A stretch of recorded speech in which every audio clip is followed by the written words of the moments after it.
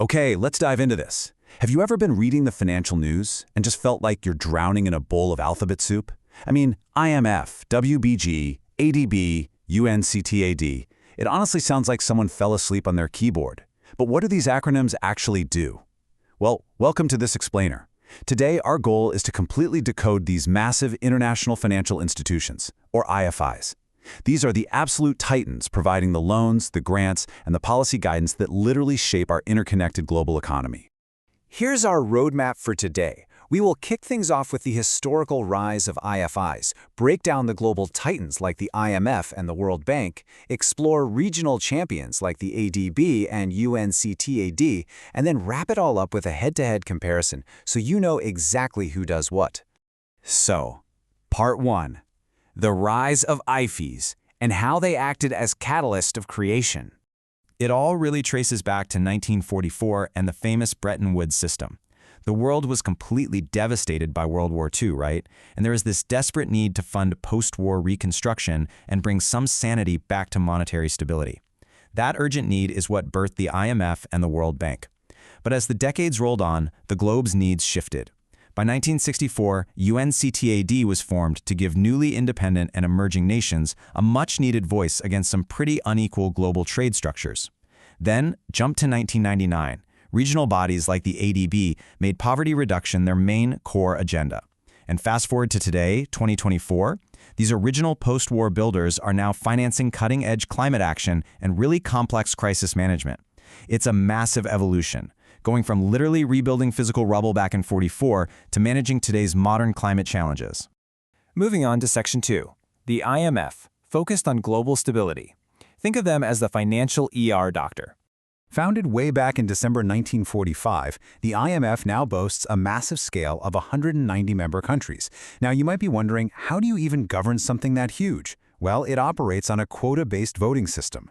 In the IMF, a country's quota represents its actual financial contribution to the fund, and get this, that contribution directly weights its voting power.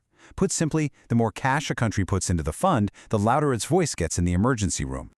So what does this global watchdog actually do on a day-to-day basis? Well, since day one, the IMF's absolute highest priority has been exchange rate stability. They want to eliminate foreign exchange limitations and just make it easier for nations to pay each other. Historically, when countries like Chile or Argentina faced crippling imbalances, it was the IMF that stepped in to untangle the mess and keep trade flowing smoothly. Today, they act like the world's financial physician. If a member nation just straight up cannot pay its international bills, the IMF swoops in with the critical resources needed to keep their economy, and really the whole interconnected global system, from flatlining.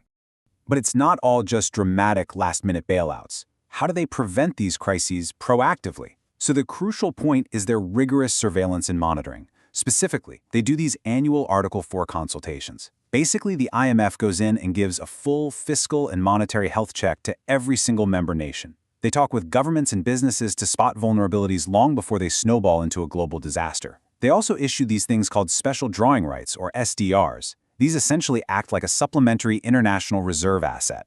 It just gives a country's financial safety net a nice little boost when they need some extra stability. Okay, Section 3, the World Bank Group demystified. We're shifting from the doctor to the long-term builder. $157 billion. Let that number sink in for a second. That is the staggering scale of the World Bank's recent COVID-19 crisis management program. When global supply chains entirely froze up and economies just locked down, they leveraged massive resources to provide unprecedented emergency support. They kept healthcare systems running, they protected the poorest populations from immediate devastation, and they really proved that they operate at the very cutting edge of global crisis mitigation. And the impact definitely doesn't stop with just emergency relief. Just in 2024 alone, an additional $117 billion was invested worldwide into structural long-term development. We are talking about funding absolutely massive renewable energy projects down in Latin America, broad education reforms across South Asia, and vital rural electrification projects in Africa. And this brilliantly illustrates that the World Bank Group isn't just one giant monolith, it's actually a family of 5. While the IBRD and IDEA provide the loans to middle and low-income countries, the IFC focuses entirely on the private sector. Meanwhile, MIGA and ICSID, they act as the ultimate safety nets. They offer crucial political risk insurance to investors in fragile nations and handle settling international investment disputes. Together, the whole shebang covers every possible angle of global development. Lately, they're heavily pushing initiatives like their grid strategy, which makes sure their financing fosters green, resilient, and inclusive development. All right, Section 4, the ADB, focusing on Asian prosperity and fostering regional growth.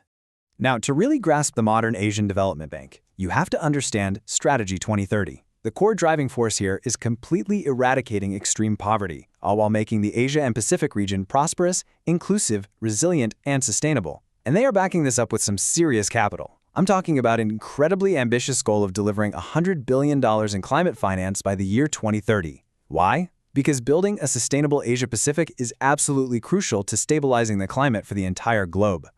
Now, what's really interesting about this slide is seeing how the ADB actually applies Strategy 2030 on the ground. It's built on several key action pillars. Beyond just funding your standard transport, energy, and water infrastructure, they are actively integrating gender equality right into their project designs to make sure they're utilizing the full potential of women and girls. Plus, they're aggressively shifting away from just reacting to disasters after they happen to proactive disaster risk management. And for sure, they are funding serious climate change mitigation, doing everything from developing green cities to exploring complex carbon pricing.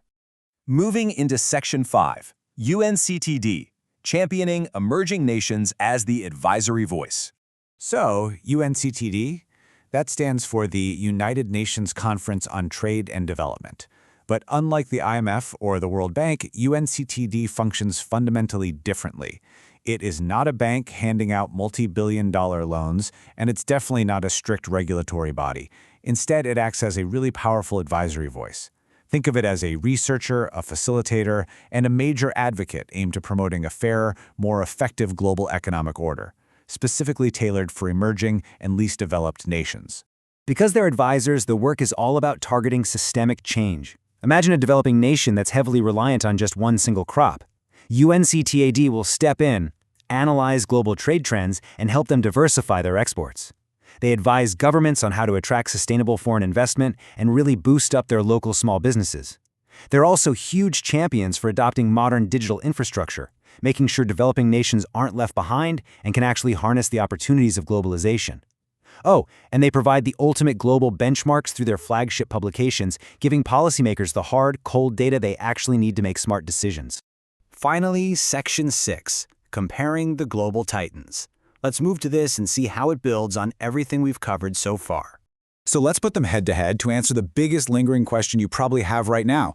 Between the two absolute biggest players, what is the actual difference? Okay, the IMF is your short to medium-term stabilizer. If a country, literally any member country, even a highly developed one, can't balance its payments, the IMF steps in. They monitor global financial health and throw a lifeline of temporary foreign exchange assistance. The World Bank, on the flip side, is entirely focused on long-term economic development. They are the ones providing the project financing, the technical assistance, and the structural support aimed specifically at reducing extreme poverty in poor and developing countries. So it boils down to short-term monetary stability versus long-term physical development. As we wrap up this explainer, I really want to leave you with a provocative thought. Look, these international financial institutions have undeniably shaped the modern world. They've catalyzed global trade and prevented countless economic collapses over the past century. But remember our timeline from the beginning? The foundation of this whole system was laid way back in 1944. Now, as they face this massive modern mandate to fund $100 billion climate initiatives and navigate unprecedented global pandemics, we have to ask the hard question. Are institutions designed in a post-World War II era truly equipped to handle the rapidly shifting, highly interconnected, and climate-threatened economic crises of the 21st century? It's easily the biggest challenge these global titans face today. Thank you so much for joining me to decode the alphabet soup of global finance, and remember to always keep questioning the systems that shape our world.